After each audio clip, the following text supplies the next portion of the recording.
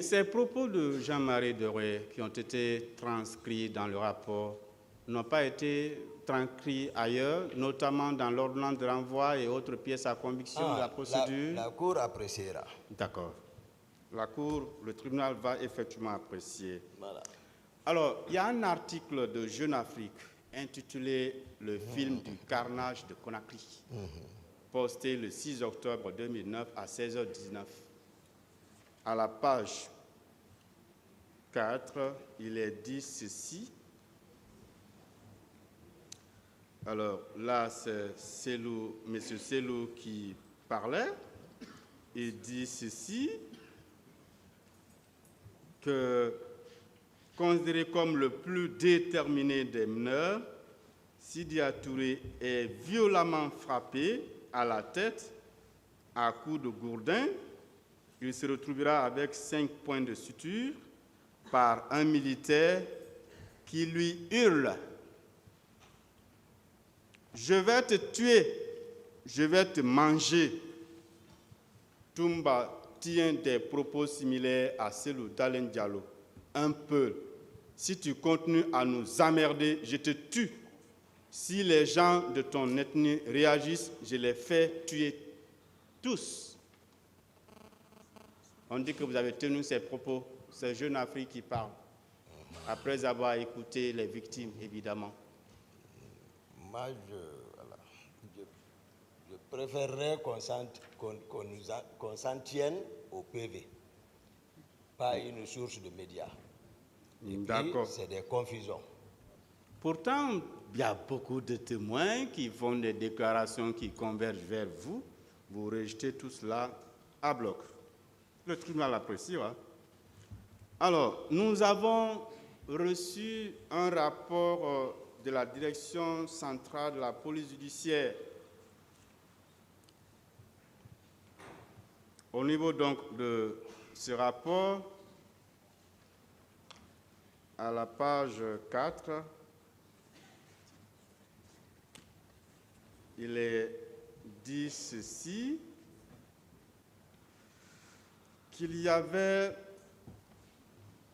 5 armes PMAK avec munitions qui ont été dérobées par les manifestants. Qu'en pensez-vous? Un rapport qui date de quand? Ce rapport date, excusez, je n'ai pas vu la date en bas, on nous a donné, mais c'est écrit procédure numéro 192, barre bis, barre DCPJ, barre DIC, barre 2009. D'accord, relative aux événements du 28 septembre 2009, avec photo à l'appui. Dadis était encore au pouvoir, c'est la même machine. C'est-à-dire qu'au commissariat de Bellevue, on avait subtilisé 5 armes PMAK. Vous n'avez pas appris au moins cette nouvelle? Après que les manifestants aient saccagé, ils ont subtilisé 5 PMAK.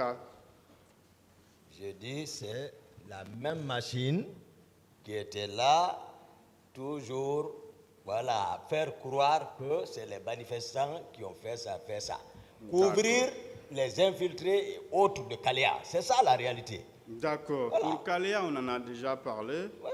Et le commandant a été renvoyé, alors a bénéficié d'une ordonnance de non-lieu. Donc ce n'est pas la peine d'en parler. Le rapport dit ceci.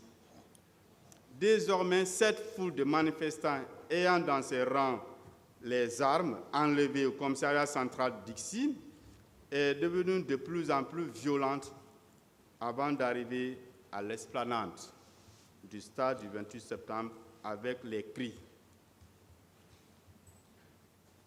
C'est-à-dire les manifestants, après avoir subtilisé les armes, se sont confondus à la foule et partaient vers le stade, d'après le rapport. Sauf que moi, je n'ai pas connaissance de ça. D'accord. Voilà. Mon passage au stade, j'ai été clair, j'ai expliqué. Donc, je ne suis pas non seulement un reporter pour filmer les choses. D'accord. Au niveau du commissariat du stade, on parle aussi de 9 PM-AK avec munitions. Alors, il conclut en disant soit un total de 45 armes pour les 2 commissariats de police. Les numéros de ces armes n'ont pu être relevés à cause de la destruction et le vol des registres d'armement par les manifestants. Qu'en dites-vous? Le pouvoir là est passé. Le plan là ne peut plus marcher. D'accord. Voilà. C'est-à-dire, on dit la vérité. Tout ça, c'est des mécanismes voilà, pour pouvoir. Donc, vous rejetez aussi le contenu de ce rapport? Moi, je ne sais pas. Je ne suis au courant de rien de tout ça. D'accord. Je vous ai dit ici à la barre que j'ai entendu le président parler ça, voilà, à travers les médias par rapport à Belleville, comme ça. Moi, c'est là-bas j'ai entendu ça. Sinon, moi, je ne suis en connaissance de rien de ça. D'accord. Je ne sais pas comment ça s'est passé. Alors, dans le lot de pièces communiquées, vous avez accordé une interview à RFI et c'est M. Olivier Roger qui a conduit l'interview, probablement le 16 décembre 2009, où, en répondant à une question, vous avez dit ceci. Bien sûr, oui, je suis ouvert à tout. Je demande au général Sekouba Konanté de me gracier par rapport aux événements du 28 septembre, parce que, je dis bien, on s'est rendu au stade du 28 septembre, mais c'était sous l'ordre du président de la République et même eux le savent. Malheureusement, l'ordonnance de renvoi à la page 17, vous dites encore que le président ne vous a jamais donné l'ordre d'aller au stade. Entre les 2 versions, laquelle faut-il prendre en considération? Je préfère qu'on reste dans le PV. Les PV versés au dossier par les sources des médias. Parce qu'il y a des magistrats qui ont été commis par rapport aux enquêtes et qui ont entendu toutes les parties. Nous voici renvoyés devant la Cour. Ce sont ces magistrats qui ont communiqué ces pièces, qui ont fait, si vous voulez, retrouver cette pièce dans le dossier. Et le lot de pièces que le ministère public nous avait communiqué pour photocopier, cette pièce faisait partie. Moi, je n'ai pas été auditionné par rapport à ça. D'accord. Donc, entre les 2 versions, vous ne voulez pas nous tuer, laquelle doit-on prendre en considération? Ramenez-moi dans le dossier, maître. Pardon? Ramenez-moi sur les PV. Oui, l'ordonnance de renvoi, vous avez dit que le président ne vous a jamais donné l'ordre d'aller au stade. Mais le président a dit dans son PV, ce n'est pas écrit. D'accord. Est-ce que vous avez été reçu par la commission d'enquête internationale? J'ai répondu à cette question. Non, si j'avais la réponse, je n'allais pas poser cette question, M. Toumba. Je n'ai pas de réponse par rapport à ça. D'accord. Moi, j'ai la certitude que vous avez été reçu par cette commission. Nous allons analyser vos réponses. Alors, Monsieur le Président, honorable membre du tribunal, la Cour pénale internationale a communiqué par courrier en date du 5 août 2016 un lot de pièces, je crois au nombre de 55, parmi lesquelles il y a l'audition de M. Toumba.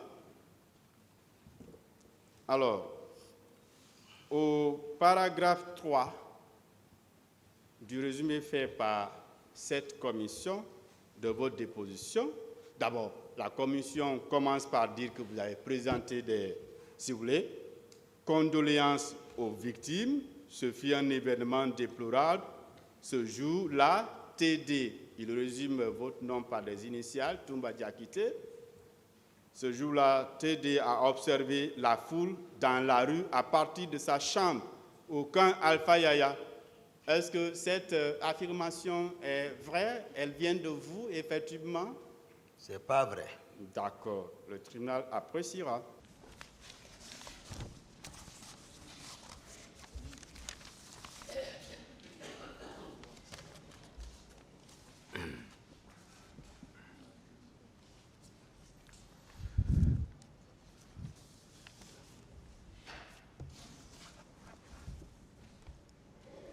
Monsieur le juge président, Monsieur les juges assesseurs,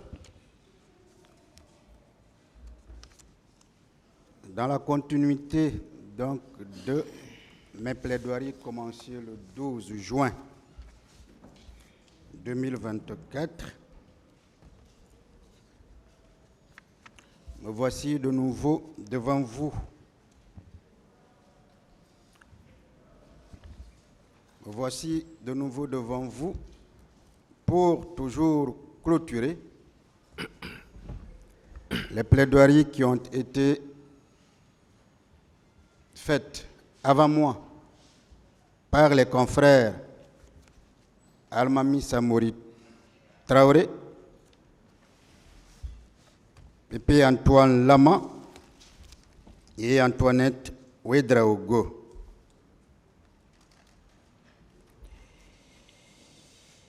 Monsieur le Président, ceci dit,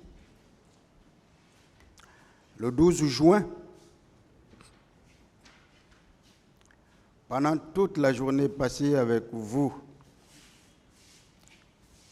j'ai essayé, comme je le pouvais, à vous présenter le président Moussa Dadis Camara, tant dans sa dimension humaine, militaire, d'homme d'État, de responsables, de patriotes et même de prisonniers politiques. Ma vision, et c'est ce qui va être étalé aujourd'hui, était justement d'indiquer dans un premier temps ou de soumettre dans un premier temps des pistes de réflexion. En réalité, des questions pour que dans le secret des délibérations, que ces réflexions se cimentent, se bétonnent dans le subconscient de chacun d'entre vous, membres de ce tribunal criminel, dans l'intériorité de chacun d'entre vous, même si cette intériorité qui doit rester et demeurer ne s'extériorise pas pour ne pas que l'on remette en cause la neutralité, l'impartialité que vous devez incarner à tous égards, y compris entre vous, juges. Ces pistes de réflexion que j'ai appelées des questions sont, entre autres, Monsieur le juge président, Messieurs les juges assesseurs, la première, c'est ceci. Est-ce que dans notre pays, l'accomplissement du devoir patriotique est un crime? Je vous ai présenté la dimension patriotique du président Dadis. Interrogez-vous si son attachement inconditionnel à accomplir ses devoirs patriotiques constitue un crime.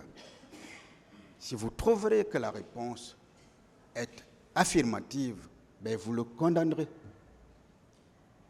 Mais si vous saviez, et je sais que vous saviez, que la réponse, elle ne l'est pas, il sera donc acquitté, il sera libéré. La deuxième question, Monsieur le Président, c'est bien ceci. Est-ce que dans notre pays, la prise inconditionnelle en main de ses responsabilités de citoyen est un crime, quelle que soit par ailleurs la position que nous occupons? Que nous soyons avocats, que nous soyons magistrats, que nous soyons ministres, que nous soyons présidents, que nous soyons directeurs de banque, est-ce que pour avoir assumé ses responsabilités en tant que citoyen, en tant que Guinéen, cela peut constituer un fait répréhensible pénalement? Vous comprendrez que la réponse, elle est non.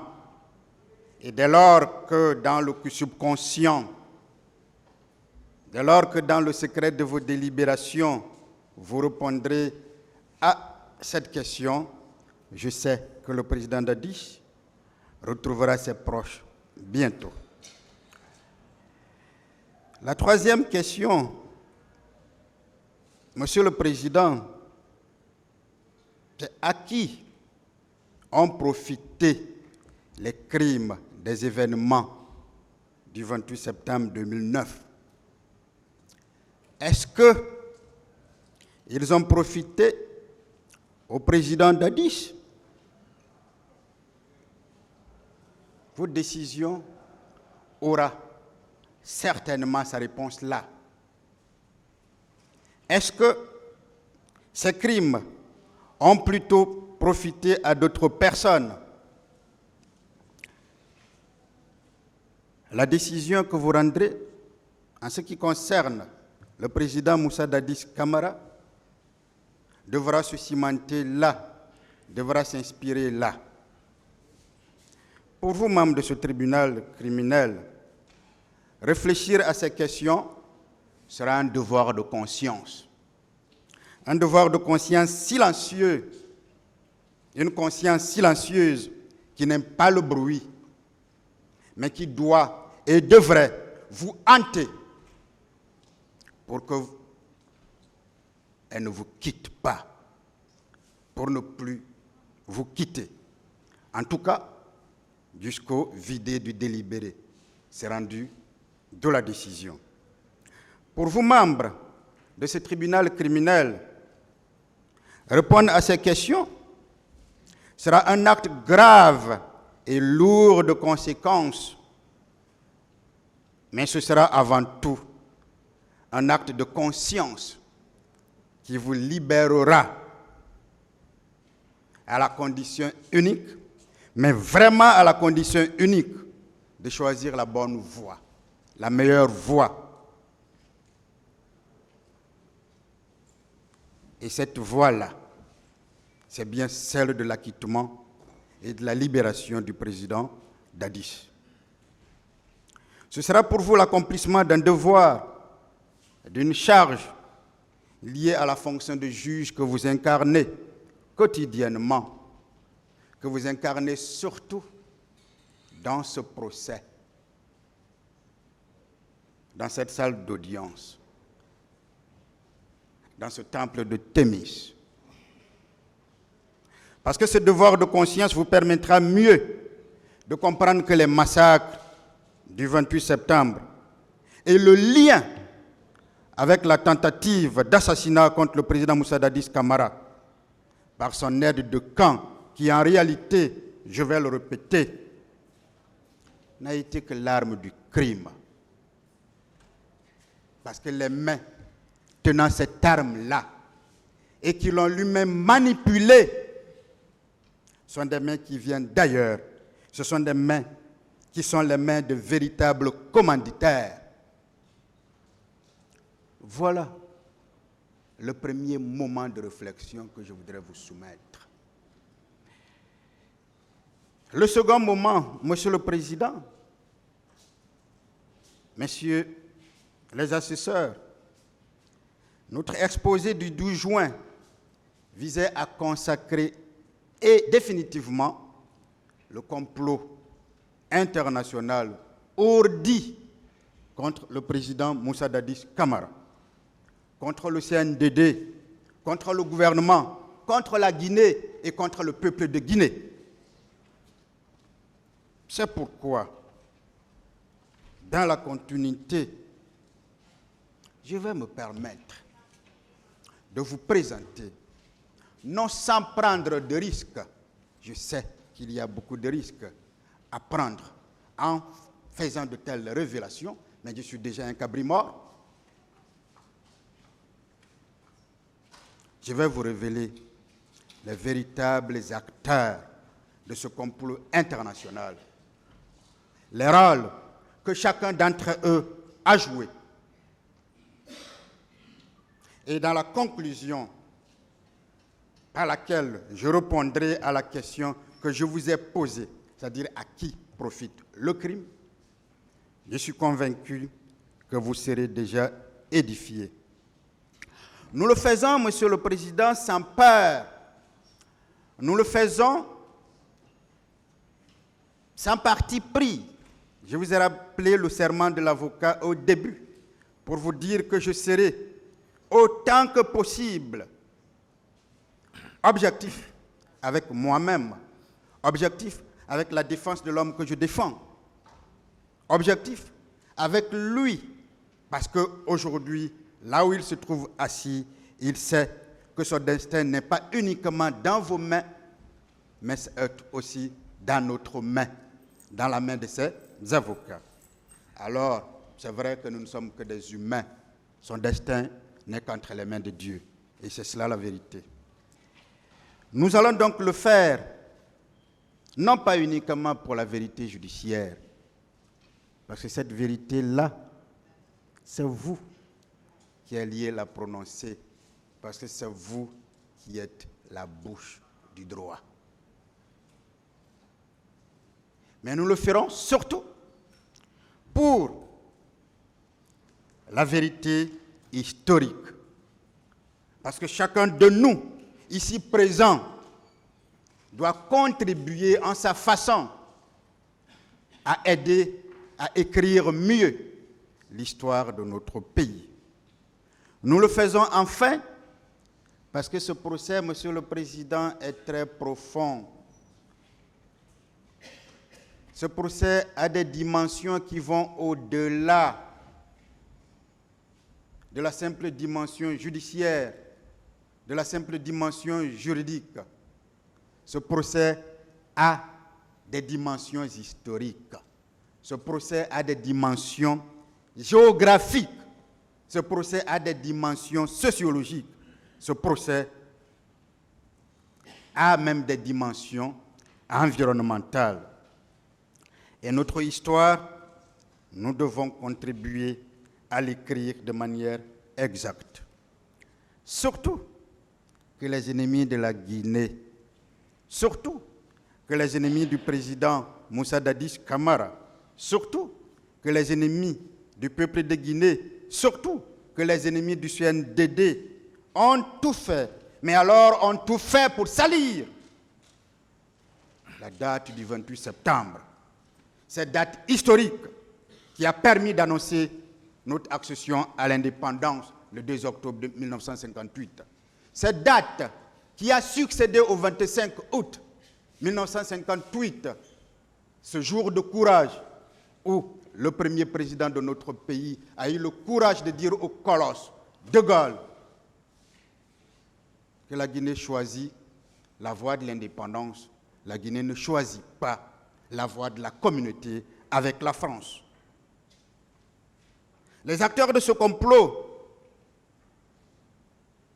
contre le président Moussa Dadis Camara, contre le CNDD, contre le gouvernement guinéen, contre la Guinée, le peuple de Guinée, étaient organisés en bras ou ailes militaires, en ailes politiques, en ailes diplomatiques, en ailes financières, et existaient tant au niveau interne qu'au niveau international. Il y avait des exécutants constitués de l'aile au bras militaire qui se trouvaient à l'interne dans notre pays, la Guinée. Il y avait des commanditaires constitués d'ailes ou de bras politiques, diplomatiques et financiers. Certains se trouvaient ici, en Guinée. D'autres se trouvaient à l'étranger, tapis dans les capitales occidentales. Les exécutants et ailes militaires du complot ne sont rien d'autre, premièrement, que certains militaires du bataillon autonome de la sécurité présidentielle, le BA SP, le camp Koundara à l'époque, l'actuel camp Makambo. Ils avaient à leur tête le commandant de ce camp, le nommé Béguéré. Ce camp a une histoire. Monsieur le juge président, messieurs les juges assesseurs, et je vais parler de cela. Le camp de Koundara, jusqu'à la tentative d'assassinat du président Moussa Dadis Camara, le 3 décembre 2009, était le siège du bataillon autonome de la sécurité présidentielle, la garde présidentielle du défunt, feu général Lansana Conté. Cette précision est importante et vous la comprendrez plus devant. Ce camp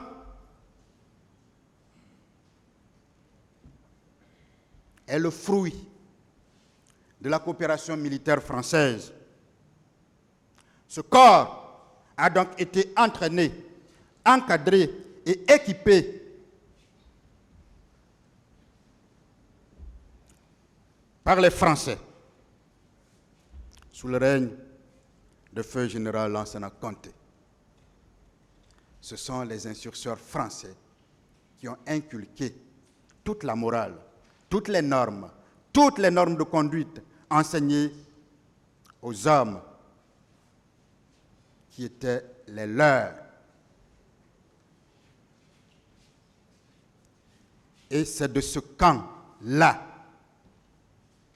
que des personnes sont arrivées au stade du 28 septembre. J'en veux pour preuve les déclarations même du commandant Toumba, qui a dit publiquement ici avoir vu Béguéré au stade du 28 septembre. Mais qui était le responsable direct de ce camp? À qui devraient se référer les éléments de ce camp? C'était bien le commandant Aboubakar Diakité. Alors le deuxième exécutant,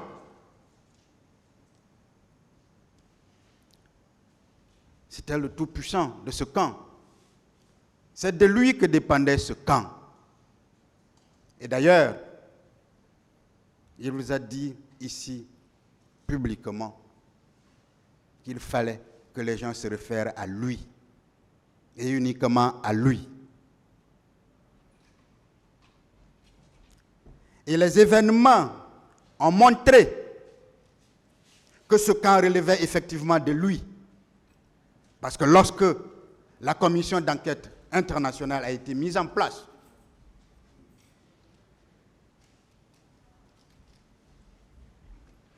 et que toutes les personnes devraient se mettre à leur disposition, y compris le président Dadis, il est le seul à s'être opposé à ce qu'on entende deux éléments de ce camp.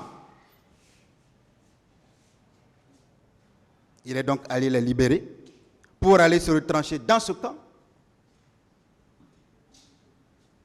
Et on connaît la suite.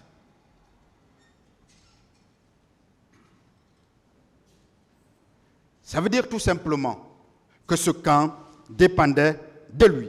Première chose. Deuxième chose, Monsieur le Président,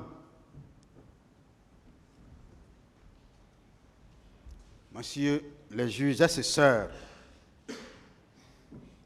le commandant Toumba vous a clairement décrit l'itinéraire qu'il a suivi le 28 septembre 2009. Ce jour, il vous a dit avoir empêché le président Moussa Dadis Camara de sortir. Il vous a dit avoir donné des instructions à son commandant de salon qu'il a lui-même nommé pour ne laisser sous quelque prétexte que ce soit le président Dadis.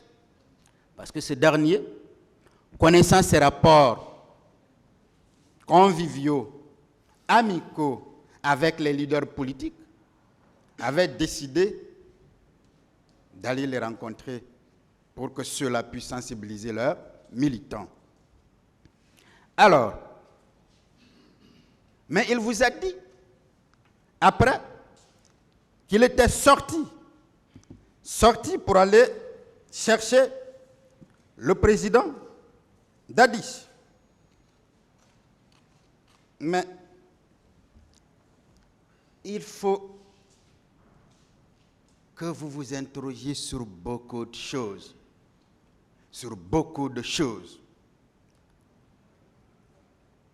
Il vous a dit qu'il a appris que le président était allé au stade. Mais il ne vous a pas dit qui lui a fourni cette information. Il aurait dû le fournir. Deuxièmement, il vous a dit, en chemin, être arrivé jusqu'au pont 8 novembre. Lorsque vous apprenez que le président est allé au stade, est-ce que vous avez besoin d'aller jusqu'au pont 8 novembre, alors même que le stade est avant le pont 8 novembre, alors qu'à partir de Madina, il pouvait tout simplement monter, ou bien passer par la route Le Prince? La vérité se trouve où? La vérité, c'est que les éléments du camp Koundara qui se trouvent ici et qui sont allés envahir le stade étaient sous ses ordres et ils devaient se rencontrer au pont, sur le pont 8 novembre. C'est d'ailleurs pourquoi, aussi bien dans les PV d'audition de Cellou Dalein, de François-Louis Sénifal, de Mouktar et tant d'autres, il a été clairement indiqué que c'est uniquement, alors même que l'ambiance était bon enfant, que quand il est arrivé à la tête de ces militaires, que les tirs avaient commencé. C'est aussi élémentaire. Et on ne peut pas masquer cela simplement parce qu'on a envie de salir un homme, parce qu'on a envie de salir son patron, parce qu'on a envie de salir l'homme qui vous a fait confiance, parce qu'on a envie de salir l'homme pour qui vous avez été conseiller spirituel. La vérité, c'est que c'est à partir du pont 8 novembre qu'ils se sont rencontrés avec la troupe de Begré, qui est sortie du camp Koundara pour aller directement au stade du 28 septembre. Mais une autre chose, toujours à ce niveau, mais le commandant vous a dit, j'en parle, parce qu'indépendamment de lui, on a voulu vous faire comprendre que le président était au stade à Marokana pour étayer sa version. Mais, Monsieur le Président, j'ai produit ici, au débat de cette procédure-là, une photo dans laquelle vous trouviez la résidence du président et la résidence de son aide de camp, le commandant Toumba. Il n'y a que 10 mètres, 20 mètres entre les deux résidences. Ce jour, ils étaient tous là, puisque lui-même a dit avoir confié le président à son commandant de salon, Mohamed Kondé alias Escobar. Pourquoi le commandant Toumba sortirait du camp de la présidence pour aller chercher le président Moussa Dadis Camara au stade, alors même qu'il était plus facile pour lui de rentrer tout simplement à la résidence du président et de voir s'il est là ou pas.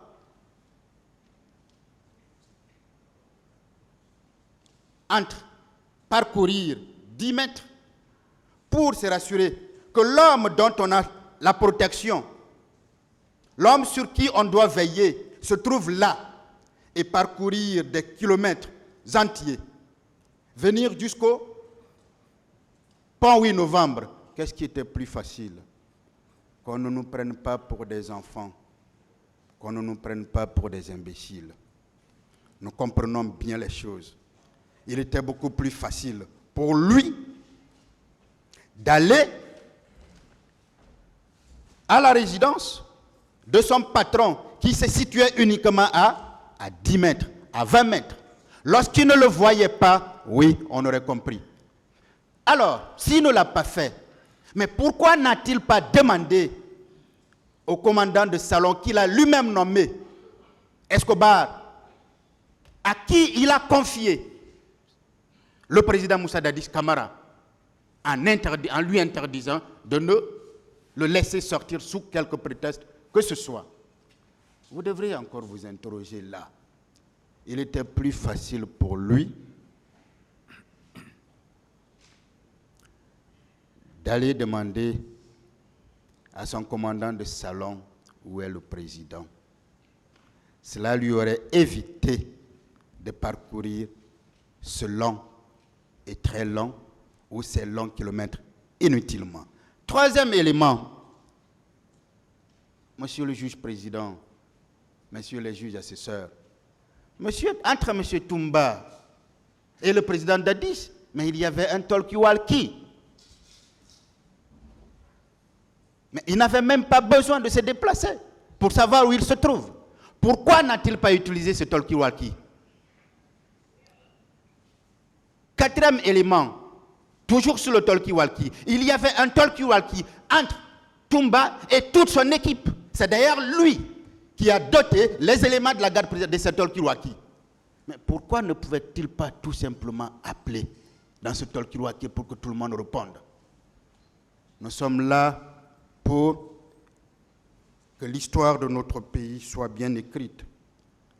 Mais nous sommes là pour éviter qu'on diabolise un homme. Nous sommes là pour éviter qu'on fasse un homme un monstre, alors qu'il est tout sauf cela. Le cinquième élément, Monsieur le Président, entre la résidence du président Dadis, où se trouvait la présidence, et la sortie du camp, il y avait 5 checkpoints, 5 barrages.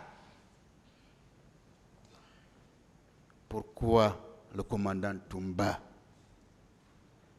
n'a pas cherché à savoir, au niveau de ces checkpoints-là, si le président était sorti? S'il ne l'avait pas vu, si son commandant de salon ne lui avait pas dit qu'il était là, si les talkie-walkie ne lui avaient pas fourni, n'avaient pas permis qu'il ait toutes ces informations-là, pourquoi n'a-t-il pas pris la peine de s'informer auprès de ces checkpoints-là? Surtout que dans cette déclaration, dans la deuxième phase de son passage ici, le commandant Marcel vous a fait comprendre qu'il avait entendu des cris ou des gens qui parlaient de Dadis, Dadis, Dadis, comme si un cortège passait.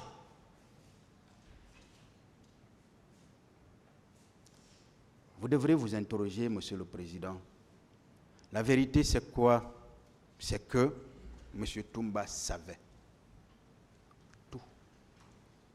Il savait tout. Il savait tout. Et ce coup a continué. Parce que ce jour, on n'a pas pu disqualifier politiquement un homme. Parce qu'après le 28 septembre, on a compris que l'homme était encore dans le cœur des Guinéens. Il fallait donc l'éliminer physiquement. Si nous taisons cela, nous aurons trahi notre serment.